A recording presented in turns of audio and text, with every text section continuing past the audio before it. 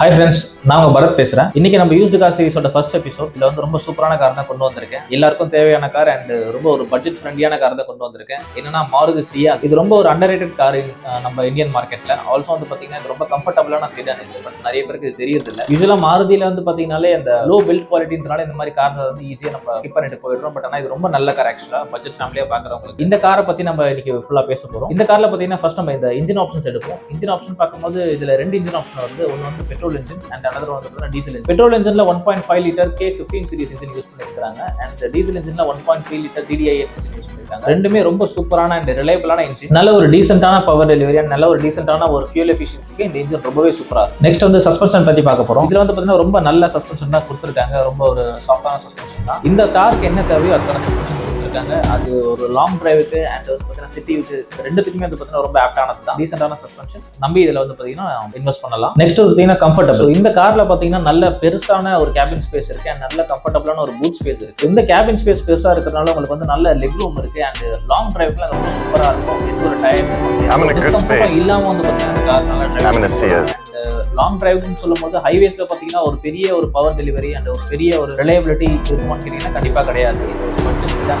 இதுக்கு தேவையானது இருக்கும். பட் உங்களுக்கு அந்த ஒரு லாங் டிரைவ் ஓட்டுன ஃபீல் வந்து பாத்தீங்கன்னா ஒரு பெருசா ஒரு டயர்ட்னஸ் இல்ல ஒரு பெருசா ஒரு டிஸ்கம்ஃபர்ட்டோ வந்து பாத்தீங்கன்னா கண்டிப்பா அதுல இருக்கு. கம்ஃபர்ட்டஸ் இந்த காருக்கு வந்து பாத்தீங்கன்னா ரொம்ப ஒரு நல்ல கம்ஃபர்ட் கொடுத்திருக்காங்க. இந்த வண்டிக்கு தேவையான கம்ஃபர்ட் கண்டிப்பா அதுல இருக்கு. அடுத்தது வந்து பாத்தீங்கன்னா மைலேஜ். இதோட மைலேஜ் வந்து பாத்தீங்கன்னா கம்பெனி வந்து ஒரு 20+ கிளைம் பண்றாங்க. பட் ஆனா பெட்ரோல் இன்ஜின் பாத்தீங்கன்னா உங்களுக்கு ஒரு 15 to 19 தருது. ரியல் லைஃப்ல வந்து பாத்தீங்கன்னா டீசல் இன்ஜின் அப்புறம் உங்களுக்கு ஒரு 22 வரைக்கும் தருது. இது வந்து கஸ்டமருடைய ஃபீட்பேக் அண்ட் தென் நமக்கு ரெகுலரா வரக்கூடிய கிளைண்டோடைய பாத்தீங்கன்னா ரிவ்யூ கொடுத்து. அடுத்தது இதோட மெயின்டெனன்ஸ் காஸ்ட். ஸோ இதுல மெயின்டெனன்ஸ் காஸ்ட் வந்து பாத்தீங்கன்னா ஒரு பெரிய மேஜர் சர்வீஸ் வந்து பாத்தீங்கன்னா உங்களால வித்தின் ஒரு 10,000 புள்ளி அதில் முடிச்சிடும். என்னன்னு பாத்தீங்கன்னா இந்த மாருதி சியாஸ் மட்டும் கிடையாது, என்டையர் மாருதி ப்ராடக்ட் எல்லாத்தோடைய ஸ்பேர் பார்ட்ஸ் காஸ்ட்டுமே வந்து பாத்தீங்கன்னா உங்களுக்கு ரொம்பவே கம்மி. இதோட மெயின்டெனன்ஸ் வந்து பாத்தீங்கன்னா பெருசா ஒன்றும் இருக்காது. Like Toyota and other brands மாதிரி உங்களுக்கு பெருசா ஒன்றும் இருக்காது. ரெகுலர் மெயின்டெனன்ஸே இதுக்கு போதுமான. இதோட காஸ்ட் வந்து பாத்தீங்கன்னா அப்ராக்சிமேட்டா ஒரு 10,000 புள்ளி உங்களால ஆல் ஓவர் உங்களுடைய சர்வீஸ் காஸ்ட் எல்லாத்தையும் கம்ப்ளீட் பண்ணிடும். அடுத்து வந்து இதோட டிசைன். இதோட டிசைன் வந்து பாத்தீங்கன்னா கொஞ்சம் அவுடேட்டட் டிசைன் தான்.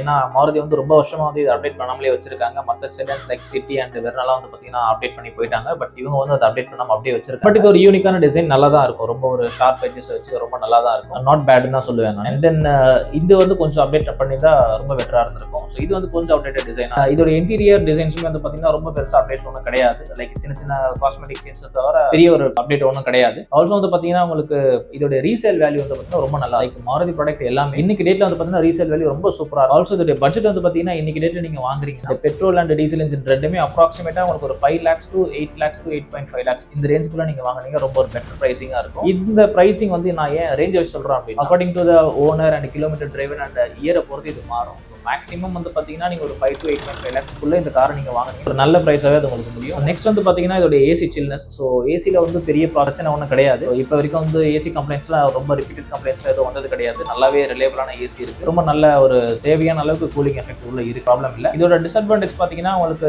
ரேண்டமா, அதாவது ரொம்ப நிறைய கார்ஸ்ல இல்லாம லைக் ஒரு 10 கார் வருது, அதுல ஒரு 4 கார்ஸ்ல வந்து பாத்தீங்கன்னா அந்த ஸ்டேரிங் நாய்ஸ் வந்து பாத்தீங்கன்னா கொஞ்சம் வருதுன்னு சொல்லிட்டு கஸ்டமர் சைட்ல வந்துருக்கு. அந்த ஸ்டேரிங் ரேக் அசம்பிளில கொஞ்சம் ஃப்ரீக்வெண்டான கம்ப்ளைண்ட்ஸ் வந்து வருதுன்னு சொல்றாங்க. இன்சென்டிவ்ஸா மாருதி உங்களுக்கு அந்த ஸ்பேர் பார்ட் காஸ்ட் ஒன்றும் பெருசா இருக்க போறது கிடையாது. ஸோ உங்களுக்கு மைலேஜ் வைஸ் உங்களுக்கு பெட்டரா இருக்கு அண்ட் தென் மெயின்டெனன்ஸ் காஸ்ட் எஃபெக்டிவா இருக்கு. தேவையான பூட் ஸ்பேஸ் இருக்கு அண்ட் தேவையான லெக் ரூம் இருக்கு அண்ட் தேவையான கம்ஃபர்ட் இருக்கும் போது இந்த மாதிரி சின்ன சின்ன விஷயத்தெல்லாம் நீங்க வந்து பாத்தீங்கன்னா எக்ஸப்ஷன் பண்றது ரொம்ப நல்லது தான். ஒன்றும் ப்ராப்ளம் கிடையாது compare to other brands and other car. நீங்க வந்து ஒரு ஃபர்ஸ்ட் டைம் பையரா இருக்கீங்க, சியாஸ் போலாமான்னு கேட்டீங்கன்னா தாராளமா போலாம். அண்ட் பெட்ரோல் இன்ஜின் வந்து பாத்தீங்கன்னா சிட்டி யூசர்ஸ்க்கு ரொம்ப ஆப்டான ஒரு இன்ஜின். சிட்டில தான் நான் மேக்ஸிமம் யூஸ் பண்ண போறேன் அண்ட் ஹைவே வந்து ரொம்ப அக்கேஷனலா எடுக்க போறேன்னா நீங்க தாராளமா பெட்ரோல் இன்ஜின் போகலாம். இல்ல நான் வந்து அதிகமா லாங் டிரைவ் தான் போவேன் அப்படின்னா நீங்க தாராளமா டீசல் இன்ஜின் எடுக்கலாம். அது ரொம்ப சூப்பரான இன்ஜின், ரொம்ப ரிலையபிளான மாருதியோட one of the unique engine கூட சொல்லலாம். ரொம்ப நல்ல இன்ஜின். அண்ட் இதோட டிரான்ஸ்மிஷன் வந்து பாத்தீங்கன்னா ஆட்டோமேட்டிக் அண்ட் மேனுவல் ரெண்டுத்துலயுமே கிடைக்கும். என்னோட சஜஷன் கேட்டீங்கன்னா நீங்க மேனுவல் போறது ரொம்ப பெட்டரான ஆப்ஷனா இருக்கும். ஏன்னா ஆட்டோமேட்டிக் வந்து பாத்தீங்கன்னா அந்த அளவுக்கு ஒரு எஃபெக்டிவ்னஸா இருக்கும்ன்ற மாதிரி இருக்காது, ஃபீல் ஆகாது. மேனுவல் போறது ரொம்ப பெட்டரான ஆப்ஷனா இருக்கும் both petrol and diesel. So